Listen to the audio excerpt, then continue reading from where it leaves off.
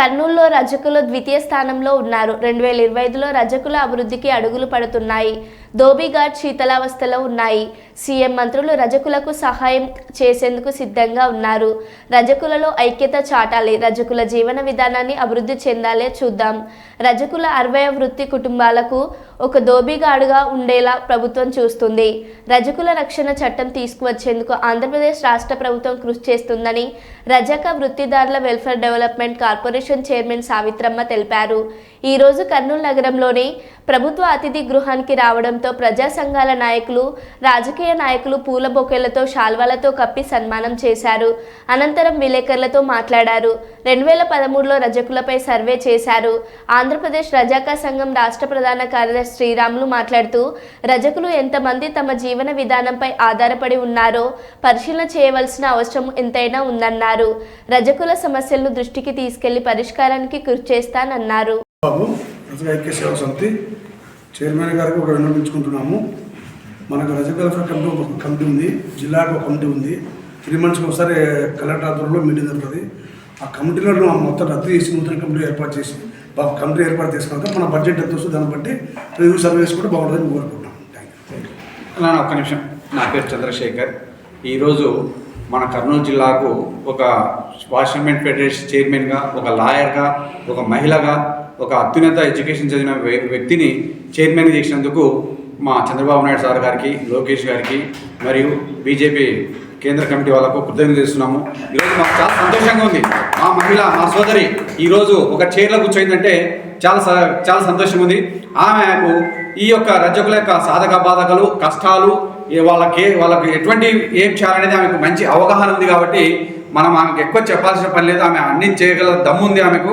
కాబట్టి మేము ఒకటే చెప్తున్నాం మేడం గారికి, అమ్మ నీకున్న శక్తి సామర్థ్యం మాకు తెలుసు, మీరు బాగా చేస్తారని మీ మీద మీకు కాన్ఫిడెన్స్ ఉంది.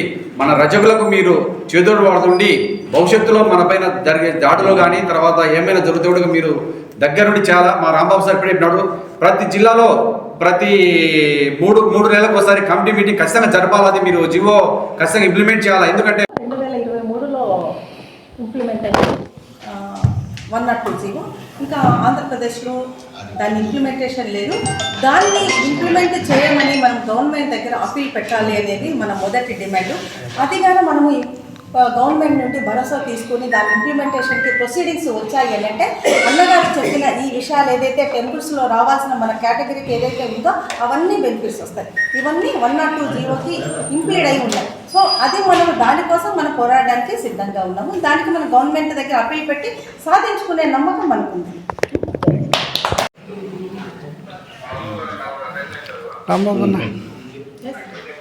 Okay madam.